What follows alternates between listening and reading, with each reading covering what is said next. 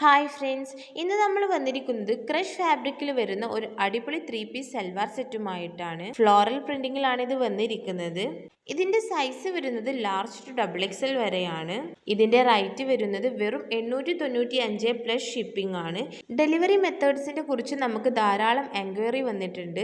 ഞാൻ വേറെ വീഡിയോസിലും ഇത് പറഞ്ഞതാണ്, എന്നാലും കുറേ എൻക്വയറീസ് വന്നതുകൊണ്ടാണ് ഞാൻ വീണ്ടും പറയുന്നത്.